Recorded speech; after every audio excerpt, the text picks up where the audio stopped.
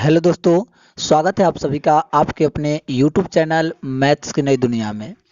आज के इस वीडियो में मैं आपके लिए एक स्पेशल टॉपिक लेकर के आया हूं, जो आपके लिए बहुत ही इम्पोर्टेंट टॉपिक है।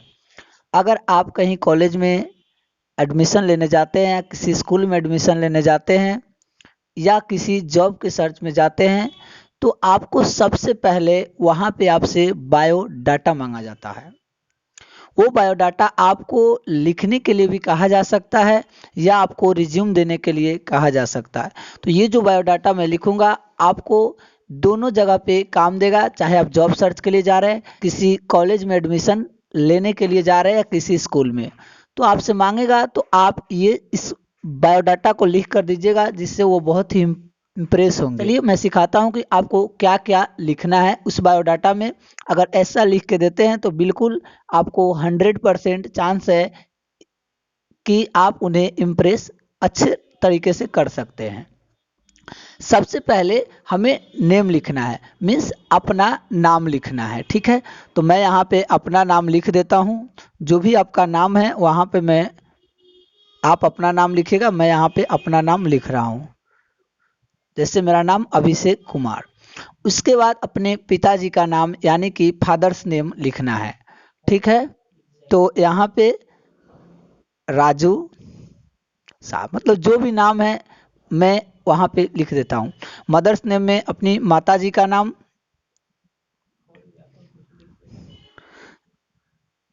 ठीक है, अब डेट ऑफ बर्थ जो भी है आपका यहाँ पर आप लिख सकते हैं।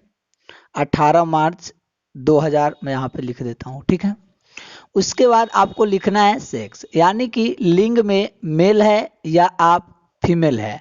तो यहाँ पर अगर आप बॉयज है तो मेल लिखिए, गर्ल्स है तो आप फीमेल लिखिएगा, तो मेल हो गया। ब्लड ग्रुप आपकी कौन सी है वो लिखना है, तो मैं यहाँ पे ओ पॉजिटिव लिख देता हूँ। मेरा ब्लड ग्रुप ओ पॉजिटिव है। ठीक है, अब देखिए एड्रेस की बात आती है, तो एड्रेस में आपको क्या लिखना है। यहाँ पे सबसे पहले आपको विलेज लिखना होता है, फिर पोस्ट ऑफिस लिखना होता है। उसके बाद आपका जो भी ब्लॉक है उस ब्लॉक का नाम लिखना होगा। फिर उसके बाद आपको डिस्ट्रिक्ट लिखना होगा। डिस्ट्रिक्ट के बाद आप यहाँ पे पिन कोड लिख दीजिएगा। तो ये हो गया आपका एड्रेस। एड्रेस लिखने के बाद हमें कॉन्टेक्ट नंबर देना है। हमें क्या करना है, कॉन्टेक्ट नंबर देना है। जो भी कॉन्टेक्ट नंबर है उसको मैं यहाँ पर लिख दूंगा। ठीक है, फिर नेशनलिटी हिंदी में होता है राष्ट्रीयता। हम लोग किस देश में हैं, इंडिया में। तो इंडिया में है तो यहाँ पे क्या लिखेंगे, इंडियन। अगर आप नेपाल में हैं तो नेपाली लिखिएगा। marital स्टेटस, मैरिटल स्टेटस में अगर आपकी शादी हो गई है तो आप मैरिड लिखिएगा। अगर आपकी शादी नहीं हुई है तो आप सिंगल या अनमैरिड लिख सकते हैं। ठीक है, तो मैं यहाँ पे सिंगल लिख देता हूँ। अब आगे देखते हैं। इतना करने के बाद क्वालिफिकेशन की बात करता हूँ। क्वालिफिकेशन में आपने क्या क्या कर रखा है, जैसे नेम ऑफ एग्जामिनेशन। तो अगर मैंने 10th क्लास पास कर लिया है या आप कर लिए तो 10th class. Name of board, कौन बोर्ड से, तो मैं यहाँ पे BSEB लिख देता हूँ, मतलब बिहार स्कूल एग्जामिनेशन बोर्ड, मतलब बिहार बोर्ड। CBSE से आप पढ़े हैं तो CBSE, किसी स्टेट बोर्ड से पढ़े हैं तो उसका नाम, या ICSE बोर्ड से पढ़े हैं तो ICSE बोर्ड का नाम। पासिंग ईयर, तो पासिंग ईयर यहाँ पर आप लिख दीजिए 2000, जितना भी है आपका उतना लिख दीजिए।